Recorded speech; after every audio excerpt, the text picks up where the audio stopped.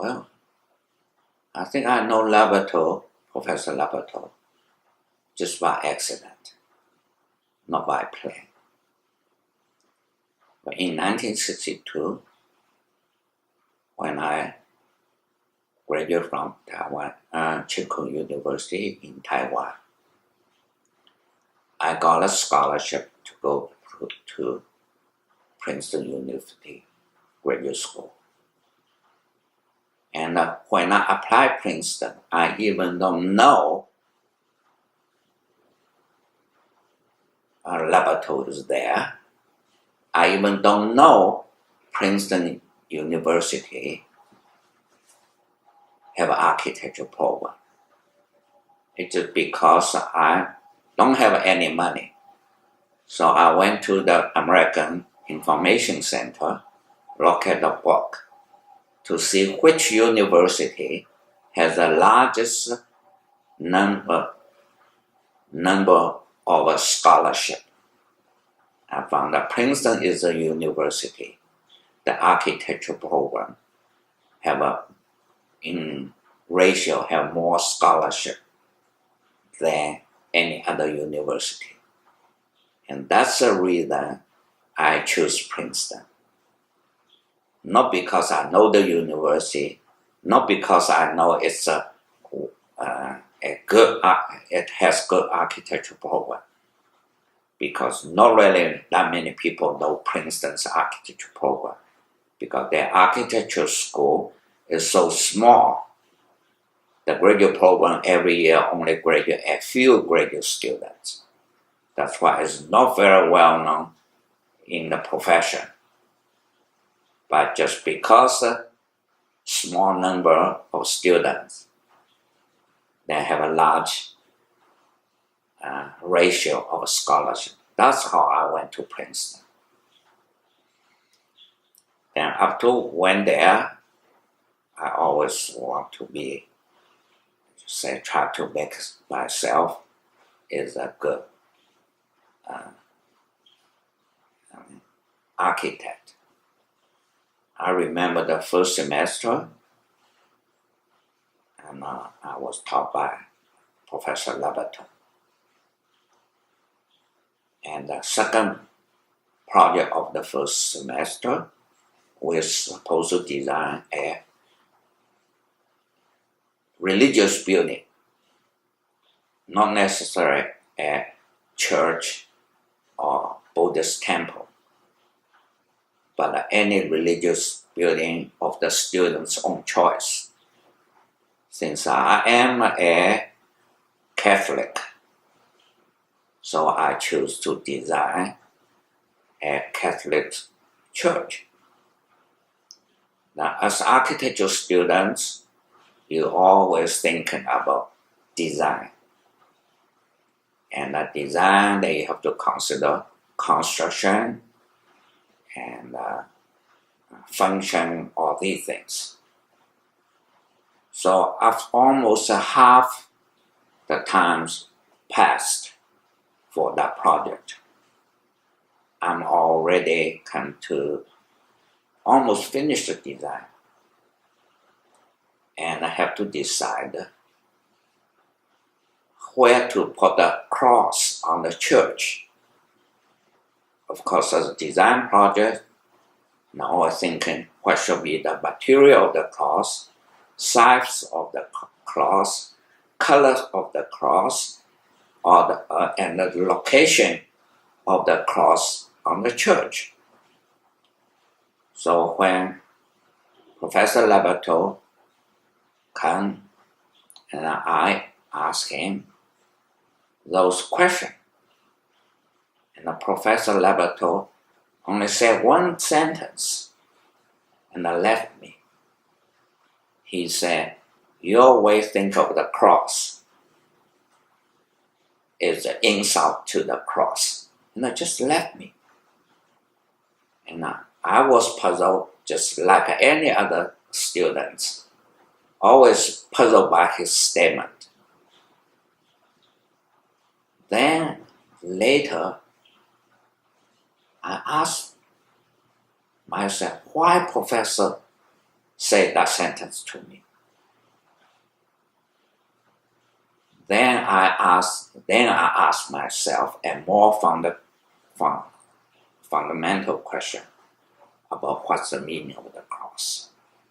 And further deep, I ask the question, what's the meaning of even a religion? And at least I think, people close to nature is more religious. And so finally, I gave up my project and designed a church more close to the nature, because at the site I selected among the woods, in the woods.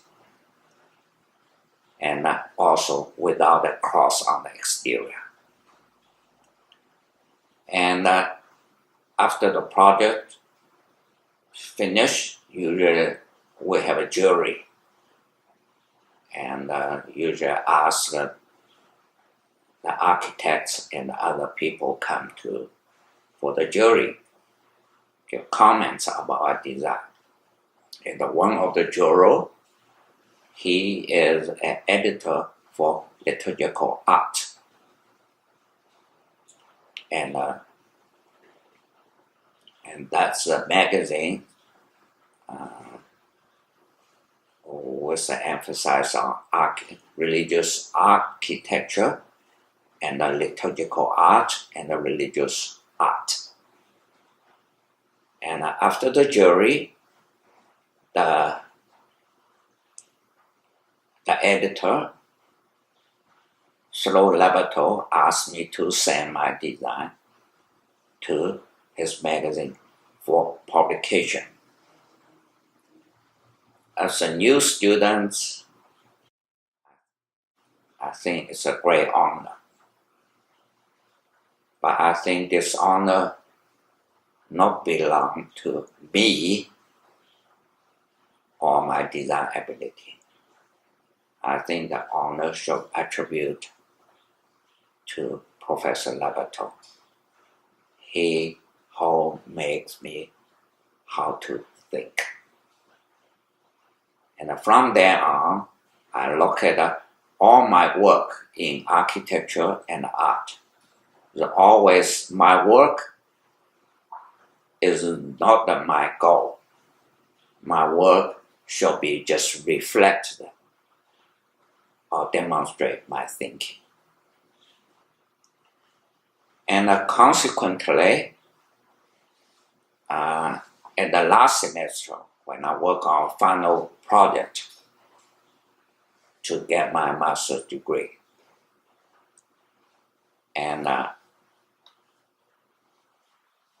I'll be able to work on that project, the others will never let the students go through that approach at that time. I choose the topic called social consciousness and architecture. And but this is also secondary. The more important is that at that semester, one of my classmates, he is in trouble to communicate with Professor Labatut. And Professor Labatut just won't let him to go in start his even design. So that classmate come to me and say, "Hey, Chu, how you handle Professor Labatut? Whatever you say, he always say, yes, go ahead. But he won't even refuse to talk to me. He said, what you're doing is just a building, not architecture." Of course, I'm not that close to my classmate, but I kept his question in mind. The Professor Labatut simply said, "You're only doing building, not architecture." And so I started to think, why Professor Labatut said that? So a day or two later,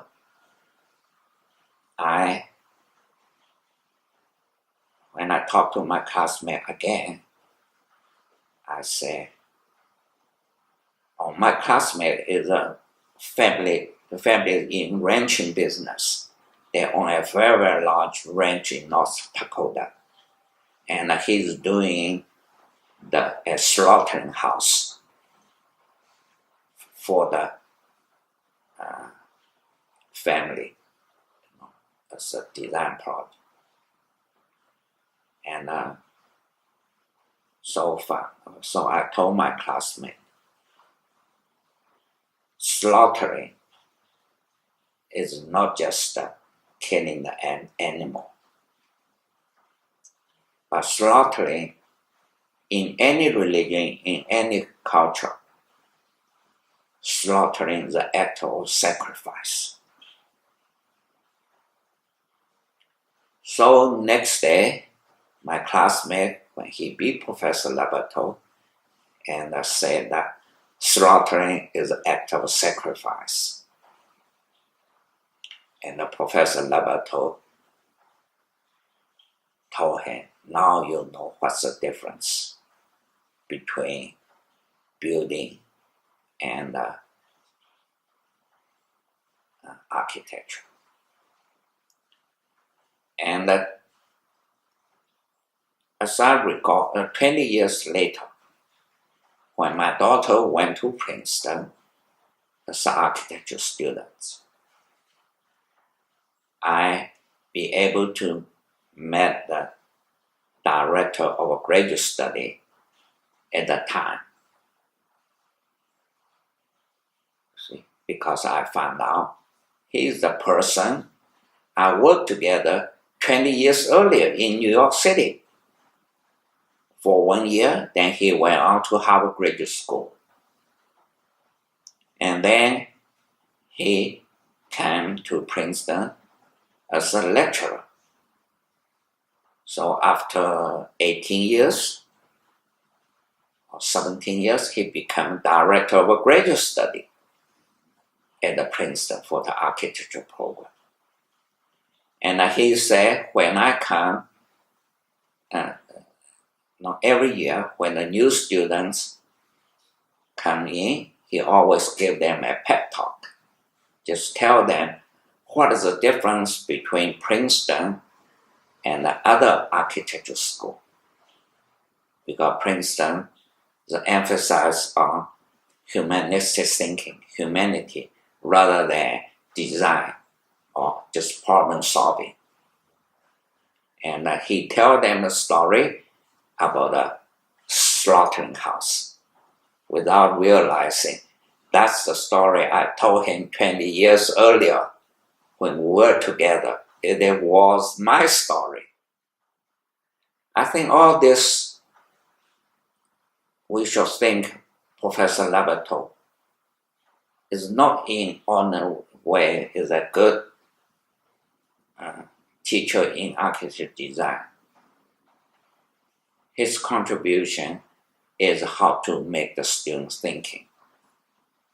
Because of that, not many people remember him. But at the same time, his students, and more students become, proportion-wise, become well-known because all these students know how to think instead of how to do design. Among them, like Charles Moore, Venturi, and Linden, they are all the important person affected not only American architecture, world architecture, of a new trend.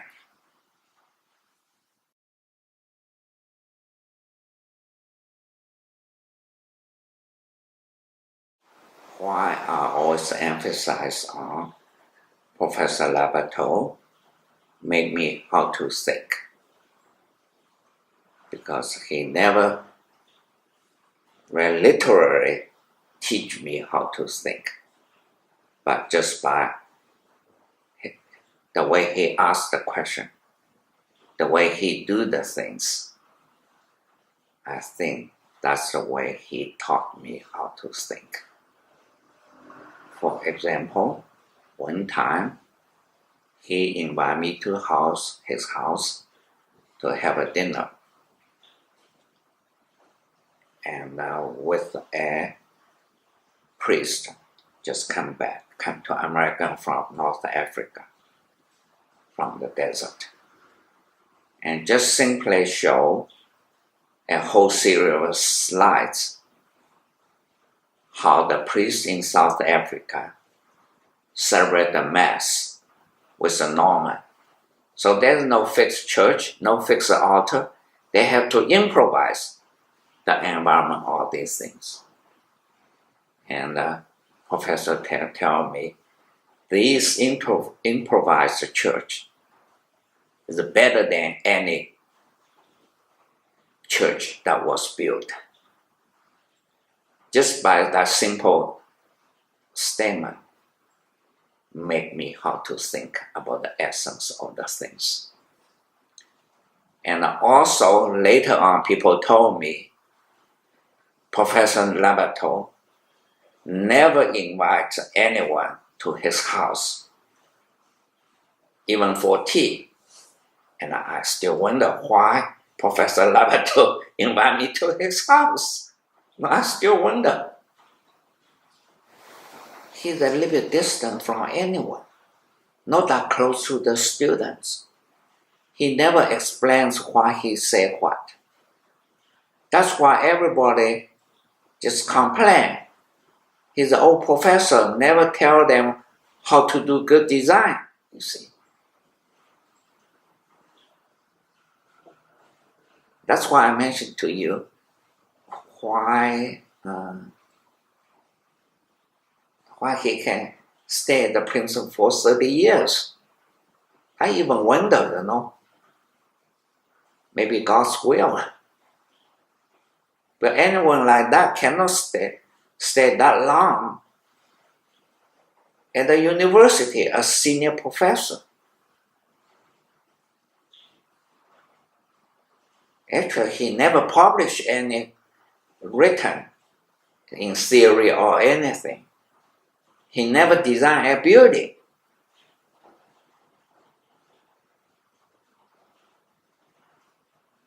The only thing I know, as the people know, he won the Roman Prize when he was at the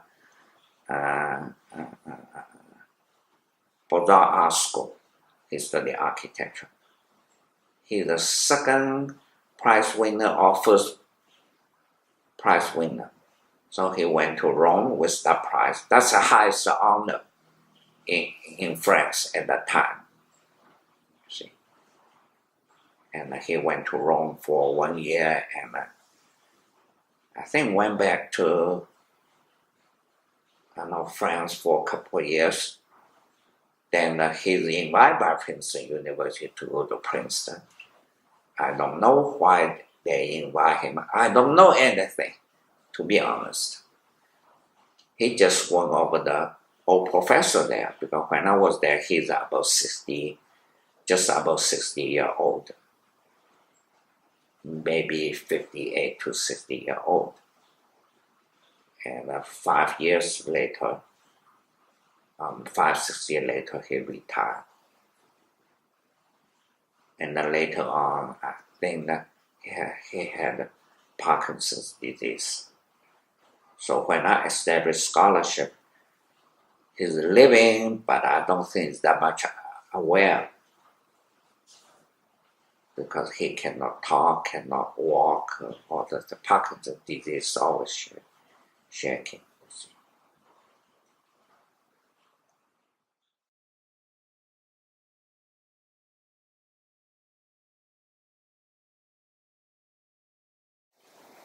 But not in an ordinary way,